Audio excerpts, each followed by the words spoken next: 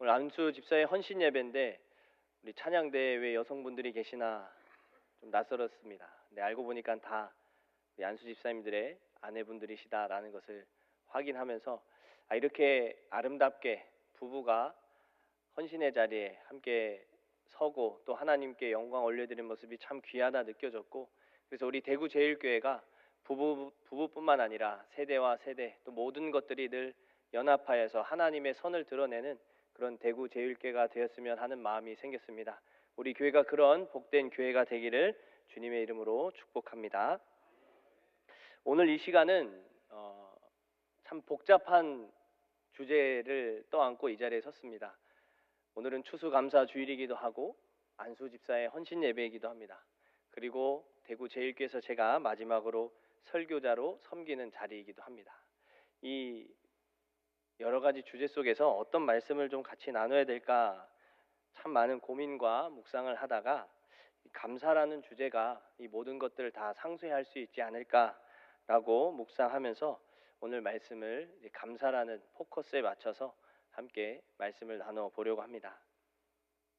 오늘 우리가 읽은 이 데살로니가 서신서는 사도 바울이 기록한 서신서입니다. 데살로니가 교회와 성도들에게 분명하게 전해져야 할 메시지를 기록하고 또 그 메시지가 전해지고 있는 서신서이죠.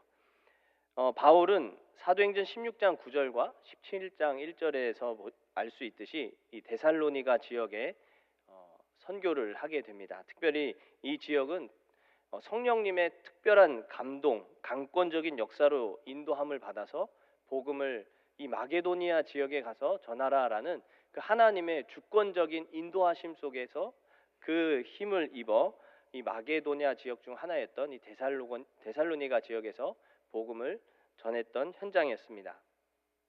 짧지만 약 3주간 동안 데살로니가에서의 사역은 경건한 헬라인 큰 무리들이 이 바울의 이야기를 듣고 예수님을 믿기 시작했고, 또 적지 않은 귀 부인들도 복음을 듣고 예수님을 믿는 귀한 성령의 역사가 또 강권적인 그 역사 속에서 열매로 드러나기 시작했습니다. 하지만 이 3주라는 시간 너무 짧았지만 그 시간 속에서 유대인들이 시기가 일어날 만큼 그곳에서의 열매는 풍성했습니다. 유대인들은 바울을 시기하여서 핍박을 하기 시작했고, 이 핍박을 벗어나기 위해서 이 데살로니가에는 실라와 디모데만 남겨두고 베레아로 이 바울이 피신해야만 했습니다. 이와 같은 성령의 인도함 속에서 하나님께서 강권적인 주권, 그 역사 속에서 맺혀진 열매가 바로 이 데살로니가 교회다라고 할 수가 있죠. 어떻게 보면 조선을 향한 하나님의 마음과 뜻이 미국과 호주 등 다양한 선교사들을 통해서 조선 땅에 하나님의 열매를 맺게 하시고, 특별히 대구 경북 지역의 첫 열매인 우리 대구 제일교회가 세워진 것처럼 바로 이 마게도니아 지역의 데살로니가라는 도시에 사도 바울이 성령의 인도함을 받아 복음을 전했을 때 이런 놀라운 성령의 역사가 교회가 세워지는 열매로 맺어지게 된 것입니다. 이런 귀한 사역 속에서 그럼 왜 사도 바울은 이 데살로니가 교회에 편지를 써서 보내는 것일까라고 우리가 확인해 봐야 되겠습니다. 먼저 이 데살로니가 교회에는 크게 한 3가지 정도의 문제가 있었는데요. 첫 번째는 이 사도 바울에 대한 오해가 생겨나기 시작했습니다. 3주라는 짧은 기간이었지만 많은 사람들이 복음을 듣고 예수님을 따르기 시작했지만, 여러분 나중에 한번 데살로니가 전서 2장을 보시면 바울에 대한 그런 오해가 생기기 시작했습니다. 바울이 이렇게 한 것은 자기 이름을 위해서 이렇게 했다. 사람을 기쁘게 위해서 이렇게 했다. 하나님께 영광 올려드리기 위해서 이렇게 한 게 아니다라는 것이죠.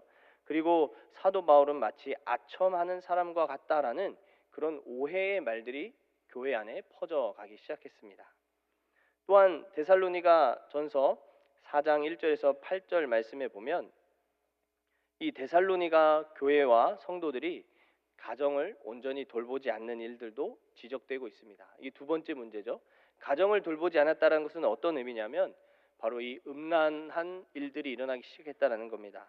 남편이 아내를 온전히 사랑하지 않고 아내가 남편을 온전히 사랑하지 않는 세욕을 따르는 일들, 즉 성도덕적, 성윤리적 문제가 이 데살로니가 교회 안에서 일어나기 시작했다라는 것이 이 교회의 두 번째 문제였습니다.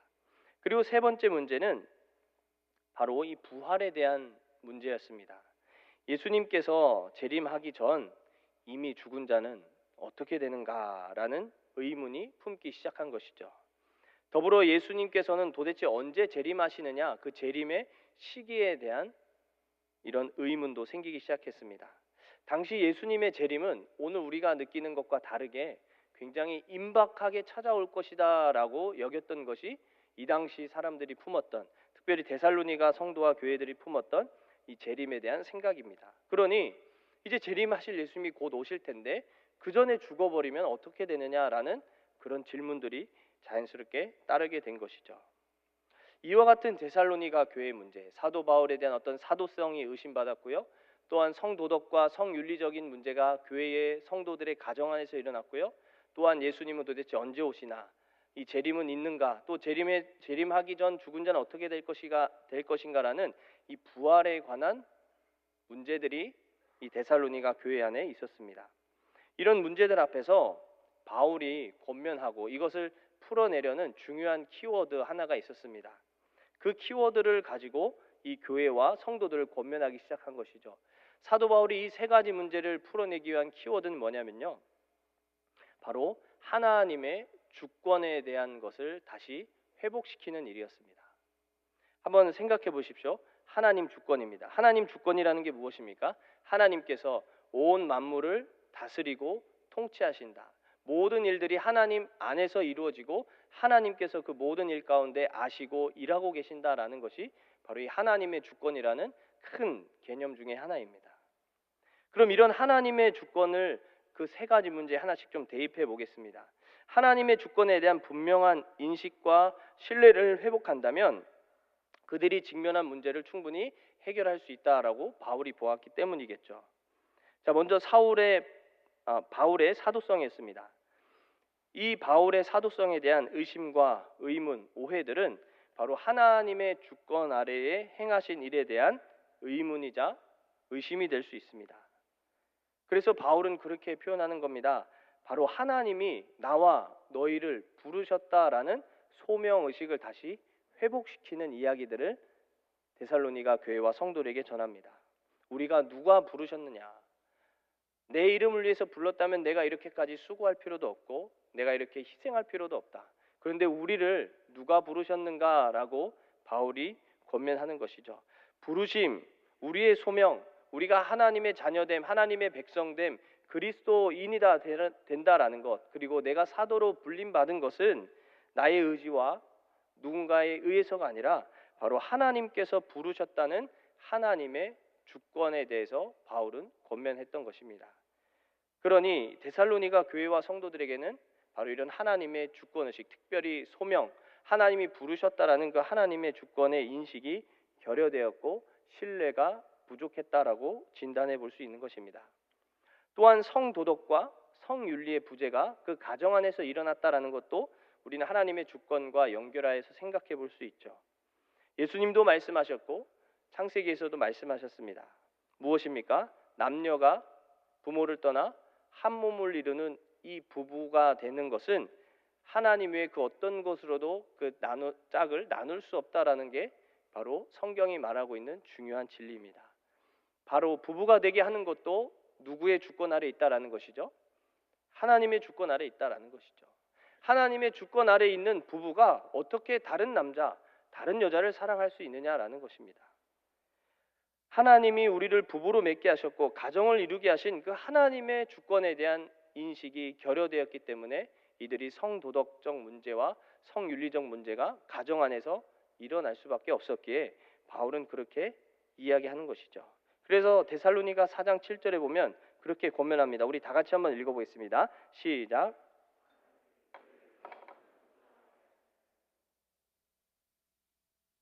아멘. 하나님이 부르셨습니다.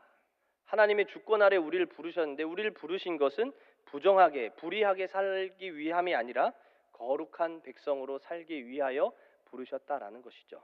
부부는 가정 안에서는 어떤 성도덕과 성윤리를 가지고 살아야 되는가를 바울이 가르쳐 주고자 한 것이죠. 또한 부활과 재림에 대한 의문을 품었던 것 역시도 마찬가지입니다. 그들이 하나님께서 예수님을 다시 이 땅에 보내시겠다라는 이 놀라운 메시지 앞에 그들은 부활에 대한 영역이 흔들리기 시작했습니다. 이미 재림이 오지 않은 이전에 이미 죽은 그리스도인들은 그럼 도대체 어떻게 해야 되는가라는 이 질문 앞에서도 사도 바울은 그렇게 권면하고 있죠. 이미 죽은 자들은 예수 안에서 잠자는 자라고 표현하면서 그들도 주님이 재림하실 때 함께 데리고 올 것이다. 재림하실 예수님을 만날 것이다 라고 가르치면서 하나님이 약속하신 일은 반드시 이루신다라는 그 하나님의 주권이 지금 이들에게 결여되었기 때문에 재림에 대해서 희미해졌고 재림에 대해서 오해가 일어나기 시작했고 부활에 대해서도 모호해지기 시작해진 것이죠. 덧붙여 재림의 시기도 마찬가지 아니겠습니까? 재림의 시기를 우리가 알 수 있나요? 전혀 알 수가 없습니다. 재림의 시기를 아는 분은 오직 하나님이십니다. 하나님의 주권에 있습니다. 하나님의 주권에 있는 이 재림의 시기도 바울이 권면하는 것은 도둑같이 임할 것이다. 아무도 모르고 갑작스럽게 온다라는 것이죠. 그것을 가르치면서 오직 주님만 아시는 일이기에 너희들은 부르심을 따라서 불의한 삶이 아니라 거룩한 삶을 살라고 다시 하나님의 주권에 대해서 그 키워드를 가지고 데살로니가 교회와 성도들을 권면한 것입니다. 이처럼 사도 바울은 하나님의 주권이라는 관점 속에서 데살로니가 교회와 성도들이 더욱 성숙해지길 바라면서 권면한 것입니다. 특별히 데살로니가 전서를 맺으면서 사도 바울이 교회와 성도들에게 권면한 내용은 무엇입니까? 우리 읽었던 5장 18절 말씀인데 16절부터 우리 한번 다 같이 읽어보겠습니다. 시작.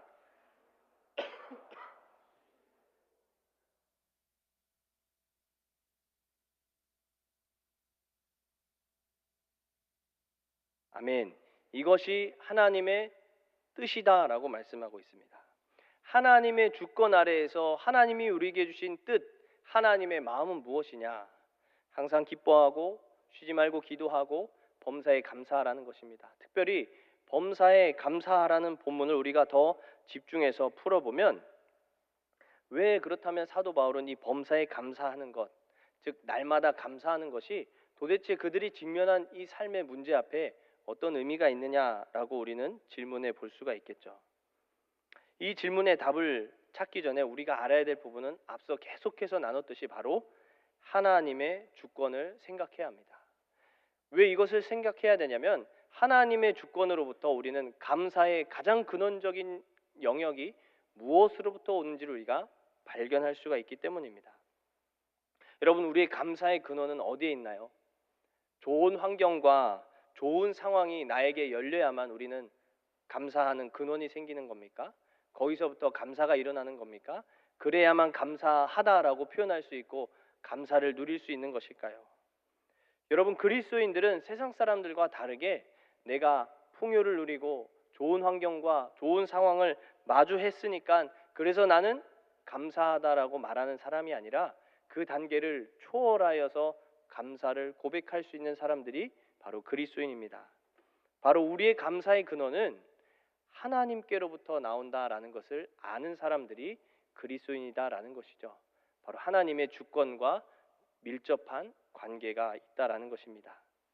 하나님이 내 삶을 다스리고 계시고 하나님이 내 삶을 선하게 인도하여 주시고 하나님이 오늘도 내 삶을 하나님이 예비하신 가장 좋은 길로 인도하고 계시며 세상이 줄 수 없는 하나님의 귀한고 선하고 복된 것들이 날마다 오늘도 내 삶에 채워주고 계신다라는 것, 그 모든 것이 하나님께로부터 내가 공급받고 살고 있다라는 하나님의 주권에 대한 선명한 인식이 우리 가운데 새겨질 때에 사도 바울이 권면하고 있듯이 우리는 범사에 감사하며 살아갈 수가 있는 것입니다. 우리가 잘 아는 빌립보서 4장 12절의 말씀이 있습니다. 우리 이 말씀도 한번 다 같이 읽어보겠습니다. 시작.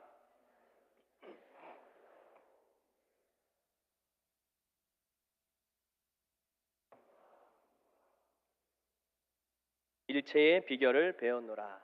아멘. 사도 바울은 분명하게 자신의 삶이 어떻게 살 수 있는가를 고백하고 있죠. 자신의 삶이 어떤 상황과 환경에 처해져 있는지 그게 중요하다라고 말하지 않습니다. 풍부하거나 비천하거나 배고프거나 배부르거나 풍부하거나 궁핍하거나 그 모든 상황과 환경을 초월해서 살아갈 수 있는 비결이 자신에게 있다라고 바울은 고백하고 있습니다. 어떤 상황, 환경일지라도 기꺼이 수용하고 마주하고 살아갈 수 있는 비결, 그것이 무엇인가? 바로 하나님의 주권 아래 내 삶이 있다라는 선명한 인식을 바탕에 두고 그 하나님이 오늘도 나와 함께 하셔서 내 삶을 인도하시고 도와주시고 동행하시고 힘주시고 능력 주시고 지혜 주시고 이끌어 주신다라는 그 확신을 가지고 있었기 때문에 우리가 이어지는 13절 말씀처럼 내게 능력 주시는 자 안에서 내가 모든 것을 할 수 있느니라라고 바울이 말할 수가 있었던 것이죠. 불평과 불만이 아니라 원망과 누군가를 탓하는 것이 아니라 감사함으로 내게 능력 주시는 자 안에서 나는 만족하고 감사하며 살아갈 수 있다라는 것이 사도 바울의 삶이자 고백이며 또 오늘 데살로니가 교인과 성도들에게 또 오늘 이 말씀을 마주한 우리 모두에게 범사에 감사하라라고 권면하고 있는 메시지입니다. 감사의 근원은 바로 하나님께로부터 나옴을 하나님의 주권 아래 나의 삶이 있음을 알 때 우리의 삶은 변화되기 시작할 수 있는 것입니다. 그래서 저는 이 변화된 우리의 삶이 무엇인가? 하나님의 주권 아래 있을 때 우리가 그것을 감사로 마주할 때에 우리 삶에 어떤 변화가 있는가? 짧게 세 가지를 나누면서 말씀을 맺어보려고 합니다. 첫 번째는 관점의 변화입니다. 하나님의 주권 아래 세상과 자기 삶을 이해하고 바라보기 시작하면 삶의 관점이 점점 변화되기 시작합니다. 내가 지금까지 살아온 내 삶의 모든 여정들이 내가 수고했고 내가 노력했고 내가 획득했고 내 성과이고 내가 얻은 것이다 라고 고백할 수 있겠지만 이제는 더 이상 내가 했다라고 말하는 것이 아니라 하나님이 하셨음을 인식하기 시작하는 것이죠. 관점이 변하는 겁니다. 모든 일들에 대해서 하나씩 그 모든 것들이 하나님의 일하심으로 바라보기 시작하는 것이고 그것을 감사로 해석하기 시작하는 것입니다. 저 역시 철없을 때에 중학생이었습니다. 중학생 때였는데 저는 4대째 모태신앙입니다. 모태신앙이다 보니 제가 중학교 때 시절에 신앙생활은 굉장히 미지근했습니다. 그래서 부모님이 교회 가니까 같이 따라가는 것이고 그냥 주일에 눈 뜨면 교회 가는 게 그냥 습관처럼 가는 사람이 저의 삶이었습니다. 그런데 제 친구 한 명이 있었습니다. 부모님이 두 분 다 어릴 적에 돌아가셔서 할머니의 손에 의해서 자라던 친구였는데 이 친구는 교회 갈 때마다 매를 맞고 오는 겁니다. 매를 맞고 오는데 눈물을 흘리면서 교회에 오는 거예요. 그리고 교회에 와서 눈물을 흘리면서 하나님께 기도하는 것이죠. 그 모습을 볼 때 철없던 저는 내가 왜 모태신앙인가? 나도 저렇게 뜨겁고 싶다. 나도 저렇게 눈물 흘리면서 기도하고 싶다. 나는 교회 와도 아무런 느낌도 없고 아무런 감정도 없고 또 왔구나. 또 이렇게 예배드리고 집에 가겠구나 라는 그 생각이 더 커서 한때는 그 철없던 시절에는 주님 제가 왜 모태신앙으로 태어났을까요?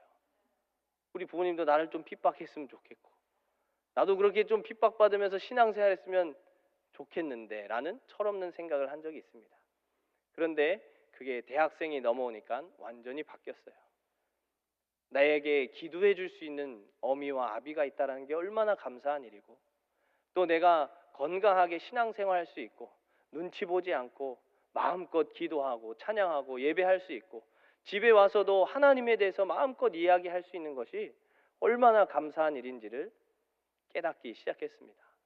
관점이 변하는 것이죠. 나가는 마당에 더 이야기를 해보면 제가 참 연약한 부분이 많은 사람입니다.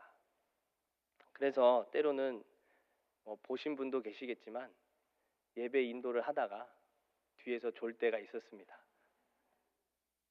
그렇게 졸음에 힘겨워할 때 제가 직분은 밝히지 않겠습니다. 어떤 성도님께서 저에게 찾아와서 그렇게 얘기하셨습니다. 목사님 많이 피곤하셨습니까? 라고 이야기하시면서 두 손을 꺼내서 두 손을 안에 놓고 있으면 졸음이 옵니다. 두 손을 꺼내서 졸음을 잘 이겨내 보시면 좋겠습니다. 라고 그렇게 권면해 주셨던 성도님이 계십니다. 그런데 그게 기분이 나쁜 게 아니라 오히려 정말 어떻게 보면 세상적인 입장에서 보면 잘릴 수도 있는 거죠. 뒤에서 설교하고 계신데 뒤에서 졸고 있잖아요. 잘릴 수도 있는 그런 아찔한 상황인데 오히려 긍휼한 마음으로 바라봐 주시고 피곤하다 먼저 안부도 물어주시고 또 그 졸음을 이길 수 있는 성도님의 노하우를 가르쳐 주시는 그 마음이 너무 감사하다라는 관점의 변화가 생긴다라는 것이죠. 여러분, 관점의 변화입니다.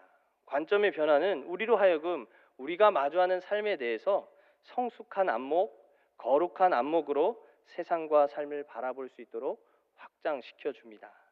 관점의 변화가 일어나 우리가 이 땅을 살아가는 것이 바로 사도 바울이 권면하고 있는 범사에 감사하라는 삶의 모습입니다. 두 번째는 언어 생활의 변화가 일어납니다. 범사에 감사하는 삶은 우리의 언어 생활을 더 성숙하게 변화시켜 줍니다.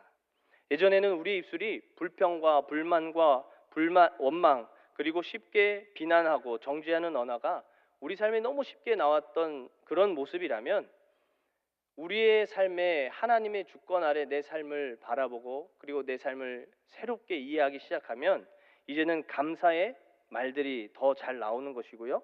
이해와 공감, 관용의 시선으로 위로하고 격려하고 응원을 더하는 선한 입술과 건강한 언어 생활로 점점 성숙해 가도록 도와준다라는 것이죠. 오늘 이 시대는 우리로 하여금 쉽게 내뱉게 하는 말들이 있습니다. 바로 누군가를 탓하는 말들입니다. 책임지기보다는 탓하는 말이죠. 그래서 우리 청년 세대들에게서 많이 나왔던 말이죠. 헬조선, 흑수저. 헬조선은 누구를 탓하는 것이죠? 나라와 정부를 탓하는 것입니다. 흑수저는 결국 누구를 탓하는 것이죠? 부모를 탓하는 것입니다. 하나님의 주권과 섭리를 인식하며 내가 마주하고 그리고 내가 살아가는 이 환경과 상황들을 감사로 받아들이고 감사하다라는 언어의 변화가 일어나야 됩니다. 그런 하나님의 주권에 대한 인식이 바르게 서지 않으면 우린 감사의 언어가 나올 수가 없는 것이죠. 끊임없이 비관하고 정죄하고 탓하기 바쁩니다. 부모를 탓하게 되겠죠. 내가 이렇게 된 것은, 내가 이렇게 사는 것은, 나의 이런 기질은, 나의 이런 성품은 누구 때문이라고요? 부모 때문이다라고 말하는 시대가 되어버렸습니다. 그런데 또 곰곰이 생각해 보세요. 그럼 그 부모님도 결국엔 누구예요? 결핍이 있기 때문에 자녀에게 그런 액션이 나올 수도 있습니다. 또 그런 양육자가 될 수도 있겠죠. 그럼 그 부모님은 누구한테 또 그렇게 배운 겁니까? 부모에게 또 그렇게 배운 것입니다. 여기에 거룩한 안목을 더하면 그 부모의 부모 계속 타고 올라가면 누구한테 갈까요? 아담과 하와한테 갑니다. 그래서 원죄입니다. 누군가를 탓할 것이 아니라 우리가 죄인이라서 이렇구나라고 우리는 받아들이고 정죄하고 비난하고 원망하고 불평하는 말이 아니라 오히려 받아들이게 되는 것이고 또 그것을 감사로 바꿀 수 있는 언어가 일어날 수가 있는 것이죠. 우리가 쉽게 쓰는 말이 있습니다. 참 다행입니다라는 말이죠. 다행이다라는 말 좋은 말이기도 한데요. 또 한번 곰곰이 생각해 봤으면 좋을 것 같아요. 다행이다라는 말을 좀 풀어보면 야 재수 좋았다 이런 표현이죠. 그렇죠? 공감하시나요? 동의하십니까? 근데 그리스도인들이 야 재수 좋았다 이 말을 하는 것보다 하나님이 그렇게 보호해 주셔서 건강이 크게 나빠지지 않았다 혹은 그 사고가 안전하게 무마되었다 혹은 그런 어려움을 이겨낼 수 있었다라는 표현을 야 다행이다라는 표현보다는 감사하다라고 표현하는 것이 더 성숙한 그리스도인의 언어 생활이 아닐까요? 여러분, 그리스도인은 바로 그런 하나님의 주권을 알기에 재수가 좋아서 혹은 누군가를 탓하려는 말이 아니라 오히려 삶을 감사함으로 해석하고 감사를 고백할 수 있는 자들이 바로 그리스도인이며 바울이 권면하는 범사에 감사하라는 삶의 모습이 바로 그와 같은 삶임을 우린 본문을 통해서 확인할 수 있습니다. 마지막 세 번째는 능동적인 삶의 변화입니다. 범사에 감사하는 삶은 삶의 행동으로 변화가 일어납니다. 오늘의 말씀의 제목처럼 감사는 입술의 고백으로만 그칠 게 아닙니다. 내가 입은 은혜와 감사는 능동적인 삶의 영역으로 확장되어야 합니다. 바울도 오늘 처음 자신의 사도성을 오해받았을 때 했던 말이 무엇이죠? 부르심이죠. 누가 우리를 불렀는가라는 그 소명의식입니다. 바로 하나님이 나를 부르셨다라는 그 하나님의 주권, 그 소명의식을 우리가 바르게 세울 때에 이와 같은 것들이 감사로 고백되면서 우리는 나도 마땅히 그 감사에 응하는 감사에 합당한 헌신으로 봉사하고 섬기려는 능동적인 행동으로 나타나야 한다라는 것이죠. 구체적인 영역으로 생각해 보면 바로 이 교회 안에서의 섬김과 봉사의 자리, 그 자리에도 헌신하는 능동적인 모습들을 생각해 볼 수 있습니다. 여러분, 하나님의 은혜를 입은 사람임을 확신하십니까? 하나님이 여러분들을 부르셨음을 확신하십니까? 그렇다면 우리는 그것을 확신하고 감사하신다면 우리는 능동적으로 봉사와 섬김의 자리에 나아가셔야 합니다. 특별히 오늘은 안수 집사의 헌신 예배로 이 시간에 함께 모여서 예배하고 있습니다. 우리 모든 안수 집사님들이 바로 이 감사로 인해서 능동적이고 자발적인 헌신이 넘쳐나는 부름받은 자들이 다 되시기를 주님의 이름으로 소망합니다. 안수 집사가 어떻게 되는 겁니까? 하나님이 부르신 사람들입니다. 특별히 하나님이 부르셨는데 누구를 통해 부르셨나요? 우리 성도들의 투표를 통해 부름받은 사람들이 안수 집사입니다. 그렇게 하나님께로부터 사람을 통해 부름받은 이 안수 집사라는 직분은 그저 직분에서 끝날 것이 아니라 헌신과 섬김의 자리, 봉사하는 자리로 힘써 능동적으로 살아내는 것이 감사에 반응하는 건강한 직분자의 모습입니다. 여러분, 얼마나 큰 은혜입니까? 그 은혜에 감사한 마음으로 마땅히 드러내야 할 삶의 헌신, 봉사하고 섬겨야 할 자리를 먼저 나서고 그 자리를 지키며 그 자리를 성실하게 감당하는 것, 그것이 감사를 아는 사람들의 삶의 행동의 변화다라는 것이죠. 여러분, 안수 집사의 헌신 예배니까 안수 집사님만 잘하면 되겠구나 이렇게 생각하시면 절대로 안 됩니다. 장로님들도 마찬가지고 또 권사님들도 마찬가지고 집사님들도 마찬가지고 특별히 오늘 이 자리에 함께한 우리 청년들도 내가 정말 하나님께 받은 은혜를 알고 또 나를 청년 크리스천으로 또 그리스도인으로 부르셨다라는 그 확신을 내가 가지고 있다면 우리는 그 감사에 합당한 모습으로 봉사하고 섬기는 자리에 헌신할 수 있어야 합니다. 그것이 바로 사도 바울이 우리에게 권면하는 범사에 감사하라라는 삶의 모습입니다. 이것은 교회 안에서뿐만 아니라 가정에서도 동일하고요, 일터 안에서도 동일하게 나타나야 합니다. 내가 받은 은혜에 합당하게 내가 수고하기를 아끼지 않고 섬길 줄 알고 기쁨으로 사람들과 함께하기를 힘쓰는 그 감사를 아는 삶, 그것이 바로 바울이 권면하는 범사에 감사하는 자의 삶의 모습입니다. 사랑하는 성도 여러분, 범사에 감사하며 사는 것, 이것은 하나님의 주권을 선명하게 인식함으로 세상을 바라보는 우리의 관점이 먼저 변화되어야 합니다. 관점의 변화는 우리의 언어 생활을 변화시키고 우리로 하여금 능동적인 헌신의 삶을 추구하게 됩니다. 그래서 감사는 입술로 고백하는 것으로 그쳐서는 안 됩니다. 끊임없이 삶에서 변화가 일어나야 합니다. 이것이 바로 사도 바울이 권면하는 범사에 감사하라는 구체적인 모습이 아닐까요? 여러분, 이것은 사도 바울이 그저 탁월한 주의 종으로 쓰임받았던 사도 바울 개인적인 견해에서 나온 말이 결코 아닙니다. 우리 데살로니가전서 5장 18절 하반절 말씀을 마지막으로 한번 다 같이 읽겠습니다. 시작.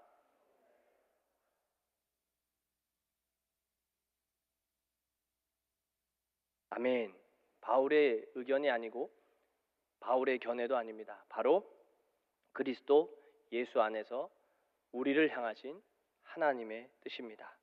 저 역시도 오늘 이 바울의 말을 빌어서 또 대구제일교회를 사임하는 이 시점에 우리 사랑하는 성도님들과 또 우리 사랑하는 청년들에게 마지막으로 권면합니다.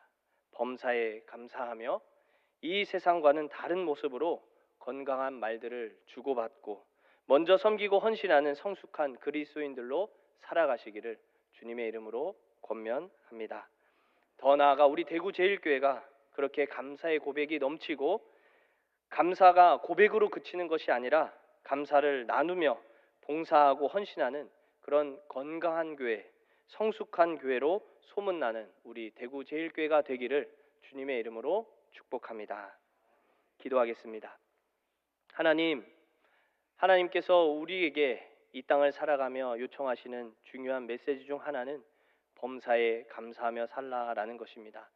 하나님, 이 감사의 근원은 무언가를 있고 없고 또 풍부하고 그리고 배부르고 좋은 것이 나에게 소유되었다라고 할 때 오는 감사가 아니라 근원적인 나의 감사는 하나님께로부터 오고 하나님의 주권 아래 내 삶이 놓였음을 선명하게 인식할 때 시작되면 우리가 함께 말씀으로 나누어 싸우니 하나님 그 관점으로 우리의 삶을 날마다 더 건강하게 더 성숙하게 바라보고 해석하게 하셔서 우리의 입술이 건강한 말들을 뱉고 생명을 살리는 말을 뱉어내고 누군가를 세워주고 사랑하고 위로하고 격려하는 귀한 감사가 담겨있는 말들을 감당하는 우리의 입술이 되게 하시고 또한 우리가 그 감사를 입었기에 우리가 그저 머물러 있는 것이 아니라 내가 마땅히 섬기고 봉사해야 할 자리를 헌신할 수 있는 하나님 우리 모두가 될 수 있도록 역사하여 주옵소서.